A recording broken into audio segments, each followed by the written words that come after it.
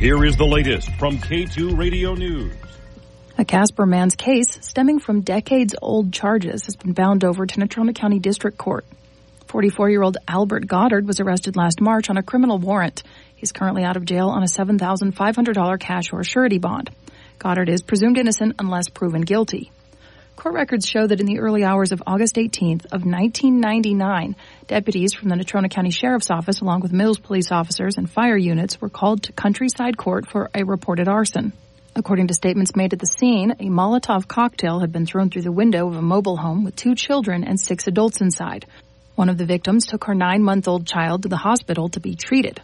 She took the other child with her as well. The other 5 victims did not need medical attention.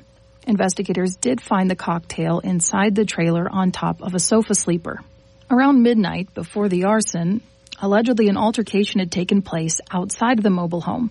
Parties dispersed, with some going to a party at another location. And that is where an alleged plan was hatched to make the incendiary device.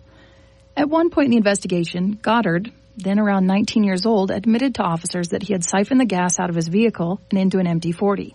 The affidavit says several of the partygoers were then rallied to go back to the Countryside Court in 3 to 4 cars to finish the fight that had been started earlier. Participants said that they had seen the bottle on the kitchen counter before going back to the mobile home, but didn't believe that it would actually be used. At about 3:36 a.m., witnesses claimed that another person, whose name we have left out due to being a minor at the time, threw the cocktail at the trailer, but it instead landed on the grass. Then another person picked it up and threw it through the window.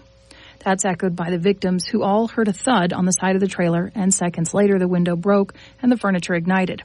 Natrona County court records don't show any arson charges for the other young adults listed as possibly involved in the case, even though the affidavit suggests that it wasn't Goddard who actually threw the cocktail through the mobile home's window. He still faces 20 years in prison if convicted for the charges. He's being charged with arson and conspiracy to commit arson. He waived his preliminary hearing, and he will next appear for an arraignment, scheduled tentatively on May 29th. This is a developing story, and we will update when more facts of the case are known. The president and CEO of the Greater Cheyenne Chamber of Commerce says that a planned project to replace the Minuteman III nuclear missiles affiliated with F.E. Warren Air Force Base will boost the local economy for years to come. In fact, he says the project will create thousands of jobs and pump billions of dollars into the local economy over the next decade or so. The current Minuteman III nuclear missiles are slated to be replaced with the Sentinel intercontinental ballistic missiles as an upgrade to the nation's nuclear deterrent. Steinberger says the Sentinel system has already been approved for implementation once, but because it turned out to be more expensive than originally expected by 37%, the higher cost triggered what is known as Nunn-McCurdy review. Steinbergen says that he expects the process to be complete in June, adding that he doesn't think any problems will stem from that. He says it would take something pretty drastic to halt the project. Steinberger thinks the total project's cost will come in around $130 to $140 billion nationally. F.E. Warren is one of the 3 nuclear missile bases in the nation expected to receive a portion of that money. And while the direct economic impact on the local economy is unknown, he estimates that it'll pump about $7 billion into the economy over the next decade or so. In other news, congratulations to local resident Carol Chapman for publishing her first book. It's called Finding the Good, A Journey Through Love, Loss, and Living. It's a memoir about her journey of learning to take care of her husband when he was diagnosed with a glioblastoma brain tumor.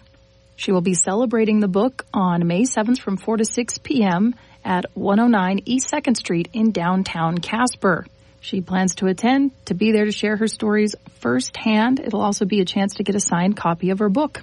Reporting from Casper, this is Colby Fedor.